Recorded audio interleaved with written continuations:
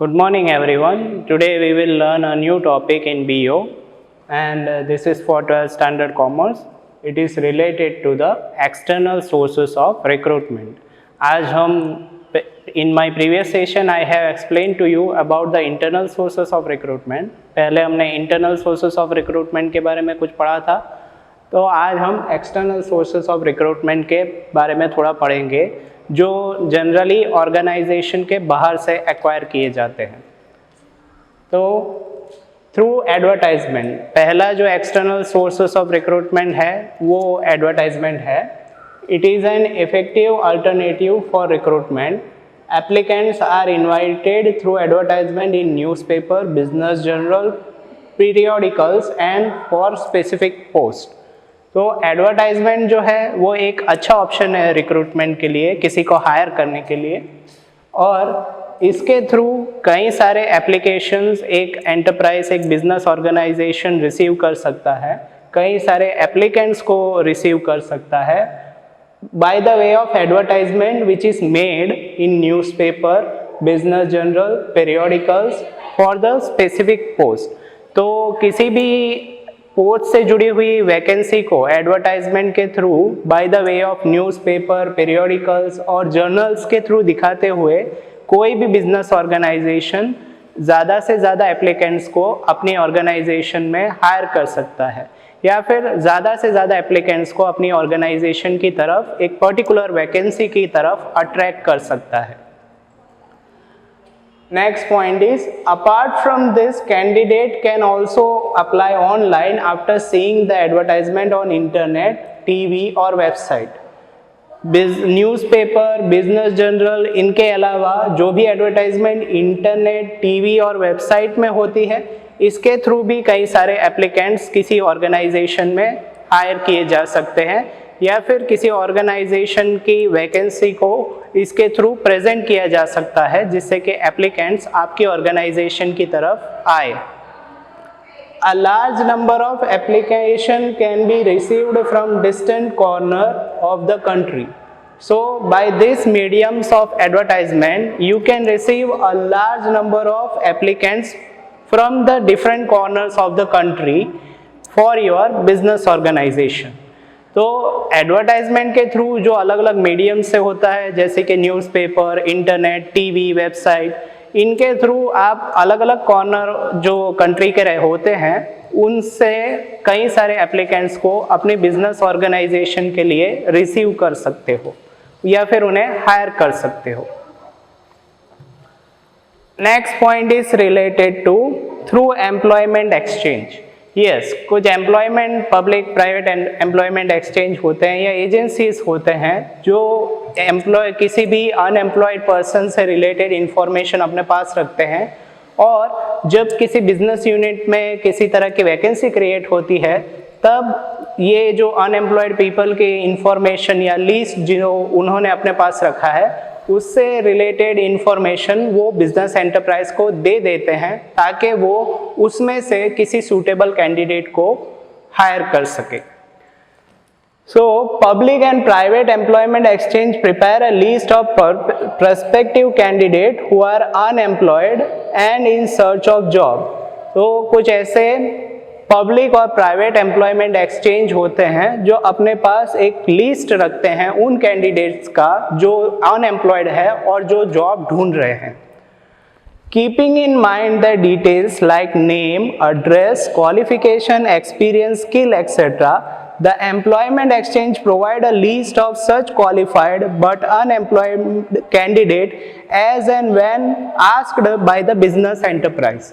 उनकी एजुकेशन और उनका जो पर्सनल इंफॉर्मेशन ये सब ध्यान में रखते हुए जब भी किसी बिजनेस एंटरप्राइज में किसी तरह की वैकेंसी क्रिएट होती है या फिर जब भी किसी बिजनेस एंटरप्राइज को कुछ एम्प्लॉयज़ को हायर करने की ज़रूरत पड़ती है, तब ये एजेंसीज और या फिर एम्प्लॉयमेंट एक्सचेंज जो है वो किसी क्वालिफाइड बट अनएम्प्लॉयड व्यक्ति की इंफॉर्मेशन ये बिजनेस एंटरप्राइज को दे देते हैं ताकि वो बिजनेस एंटरप्राइज अपनी ज़रूरत के हिसाब से उन्हें हायर कर सके।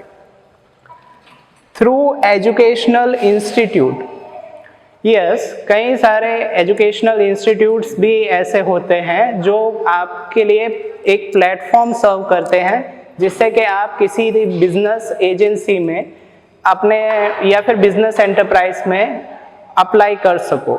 वो एक इंटरव्यू का प्लेटफॉर्म आपके लिए सर्व करते हैं जिसमें आप किसी भी बिजनेस एंटरप्राइज से इंट्रोड्यूस हो सकते हैं या फिर अपने फील्ड से रिलेटेड किसी इंस्टीट्यूट से इंट्रोड्यूस हो सकते हैं। So this educational institute are helping you to get job somewhere else because in educational institute में एक placement cell होता है जिसके जो ये काम करता है कि वो कैंडिडेट्स के लिए इंटरव्यू अरेंज करके रखे जिसके थ्रू कैंडिडेट को किसी बिजनेस एंटरप्राइज या फिर किसी इंस्टीट्यूट में हायर किया जा सके। So many enterprise make recruitments by this method in modern times. अभी के वक्त में कई सारे एंटरप्राइजेस है, कई सारे इंस्टीट्यूट्स है जो किसी को प्लेसमेंट से ओरिएंटेड सर्विस प्रोवाइड करते हैं। Technological institute, college, university conduct campus recruitment and provide specialized and knowledgeable personnel to business organization. तो कुछ टेक्नोलॉजिकल इंस्टीट्यूट, कॉलेजेस, यूनिवर्सिटीज़ है जो प्लेसमेंट सेल से जुड़ी हुई फैसिलिटी प्रोवाइड करती है जिसके थ्रू कोई भी इंस्टीट्यूट या बिजनेस एंटरप्राइज जो है वो अपने लिए एक नॉलेजेबल, एक स्पेशलाइज्ड नॉलेजेबल पर्सन अपने लिए अपने बिजनेस में अपॉइंट कर सकता है। क्योंकि ये इंस्टीट्यूट ऐसी सर्विस प्रोवाइड करती है, इस वजह से कोई बिजनेस एंटरप्राइज या कोई इंस्टीट्यूट अपने लिए एक सूटेबल कैंडिडेट अपॉइंट कर सकता है। और ये जो इंस्टीट्यूट होते हैं वो सिर्फ इंटरव्यू का मीडियम या फिर इंटरव्यू का प्लेटफॉर्म जो है वो कैंडिडेट्स के लिए सर्व कर देते हैं। Such placement camps are arranged every year at various institutes like IIM and IIT. तो ऐसे प्लेसमेंट कैंप्स जो है वो कुछ इंस्टीट्यूट्स में अरेंज किए जाते हैं जिसके थ्रू किसी को जॉब मिल सके और जिसके थ्रू कोई बिजनेस एंटरप्राइज या इंस्टीट्यूट अपने लिए एक प्रोबेबल या सूटेबल कैंडिडेट को अपॉइंट कर सके। जनरली ये इंस्टीट्यूट IIM है, that is Indian institute of management, and IIT, that is international institute of technology, or you can say Indian Institute of Technology. So these are some of the institute that is providing you the placement camp through which the probable or the suitable candidate can be hired for a respective field. We will continue with the rest of the points which are there in the external sources of recruitment. So the fourth point is through trade union. Trade union is a group which is consisting of worker, and with the help of this union also, the trade union, any enterprise can hire any prospective worker or probable worker for their business enterprise. Trade union के through जो worker की requirement होती है या फिर किसी labourer की requirement जो रहती है उसको फुलफिल किया जा सकता है। So trade union make a list of employee of an organization. Sometime when there is less work or due to any other reason, workers are retrenched. तो ट्रेड यूनियन के पास भी अपने ऑर्गेनाइजेशंस में, जितने भी ऑर्गेनाइजेशन में जो भी वर्कर्स काम कर रहे हैं उनका थोड़ा लिस्ट होता है, और जब काम कम होता है या फिर किसी और रीजंस की वजह से जब एम्प्लॉय किसी ऑर्गेनाइजेशन को छोड़ देते हैं, तब due to increase in work, due to the increase in workload, whenever the need arise for more employees, such retrenched workers can be recruited with the help of trade union. तो जब किसी organisation में कम काम होने की वजह से या फिर किसी और रीजंस की वजह से कोई वर्कर्स वो काम छोड़ देते हैं, तब किसी और वक्त जब वर्कलोड बढ़ जाता है ऑर्गेनाइजेशन में, उस वक्त उन रिट्रेच्ड वर्कर्स को, यानी रिट्रेच्ड वर्कर्स यानी कि जिन वर्कर्स ने काम छोड़ दिया है, उन्हें फिर से रिकॉल किया जा सकता है। They can be recalled for the business enterprise in order to tackle the work which is there. So this is generally helping in case of textile industry and mining industry.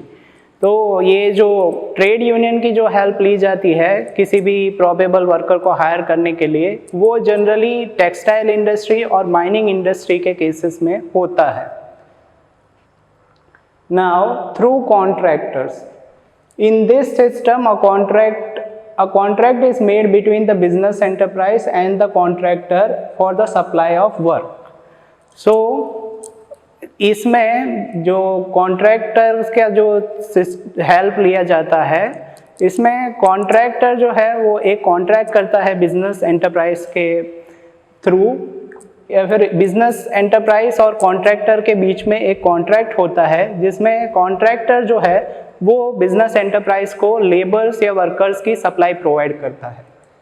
The contractor take the responsibility of arranging worker और labourers. The contractor is in constant contact with the various labourers. तो इसमें contractor जो है, जो business unit के साथ contract में है, वो कॉन्ट्रैक्टर ये जिम्मेदारी लेता है कि वो उन्हें वर्कर्स की सप्लाई देगा या फिर वर्कर्स प्रोवाइड करेगा. इसमें कॉन्ट्रैक्टर जो होता है वो लेबरर्स या वर्कर्स के कांस्टेंट कांटेक्ट में रहता है, उनके कांस्टेंट टच में रहता है. As and when required he arranges for labourer at fair wages. तो जब भी किसी बिजनेस एंटरप्राइज को लेबर या वर्कर की ज़रूरत पड़ती है तो वो कॉन्ट्रैक्टर उन्हें उनके लिए वर्कर या लेबर अरेंज करके देता है at a fair wage rate, यानी कि लेबर के लिए एक फेयर वेज रेट के साथ बिजनेस एंटरप्राइज को उनकी रिक्वायरमेंट फुलफिल करके देता है. Next thing is recruitment at the gate. Worker can be recruited by business enterprise by placing notice at the factory gate. So sometime you may also observe a particular list outside the factory gate, and that list is showing the number of vacancy for the different post. तो इसके through भी recruitment हो सकता है, जिसमें एक list जो है वो किसी इंडस्ट्री के दरवाजे के बाहर लगाया जाता है, जिससे कि किसी भी आने जाने वाले प्रोबेबल कैंडिडेट या वर्कर को ये पता चले कि इस इंडस्ट्री में इस चीज पोस्ट के लिए वैकेंसी है. This method is more suitable for daily wages. ऐसा जनरली इस तरह के वैकेंसी किसी मैन्युफैक्चरिंग कंसर्न में तब अराइज होती है, या फिर इस तरह की vacancy generally day to day wages system के लिए अराइज हो सकती है, जिसमें जो प्रोडक्शन होता है वो डे टू डे बेसिस में हो. उसमें ऐसी वैकेंसीज या फिर उसमें किसी को रिक्रूटमेंट करने के लिए इस तरह का सिस्टम यूटिलाइज किया जा सकता है. So once again I am going through that point. This method is more suitable for daily wages. अगर आपको किसी को डेली वेजेस के लिए, यानी कि डेली वेजेस के बेसिस पे किसी को अपने ऑर्गेनाइजेशन या फैक्ट्री में अपॉइंट करना है, तो उसके लिए ये सिस्टम काफ़ी हेल्पफुल रहता है. That is recruitment at the gate. Modern method. In modern times recruitment can be made by the use of internet. तो अभी के वक्त में ज़्यादातर जो रिक्रूटमेंट का प्रोसीजर रहता है या फिर किसी को हायर करने का जो प्रोसीजर होता है वो इंटरनेट के थ्रू कैरीड फॉरवर्ड होता है. Various agency register the biodata of prospective candidates on their website. Whenever there is a vacancy, these agencies or the business unit can use this facility to get the required candidate. तो कई सारे ऐसे agencies होते हैं जैसे naukri.com या फिर monster.com. ये कुछ ऐसे वेबसाइट्स होते हैं, या फिर आप भी जानते होंगे shine.com. So these are some of the agencies who is having their website and which are collecting the biodata or resume of different candidates so that they can provide the information relating to the candidate for different business enterprises when they are requiring or when they need to recruit someone. In this method, the candidate can take maximum benefit if he is well versed with computer and internet. तो इसमें generally उन candidate को फ़ायदा होता है जो computer और internet का यूज़ करना जानते हो, तो वो कैंडिडेट अपने जो भी रेज्यूमे या बायोडाटा सीवी जो होता है वो ऑनलाइन अप्लाई करते हुए उन बिजनेस एंटरप्राइज को अपना एप्लीकेशन दे सकता है जिन्हें कैंडिडेट्स की ज़रूरत है। इसमें कुछ इंस्टीट्यूट या फिर कुछ एजेंसीज जो है वो इंटरमीडियरी के तौर पे काम करते हैं, जिनके जो आपका एप्लीकेशन एक्सेप्ट करते हुए वो एप्लीकेशन उन बिजनेस यूनिट्स या एंटरप्राइजेस को दे देते हैं जिन्हें आपकी रिक्वायरमेंट है। Thank you.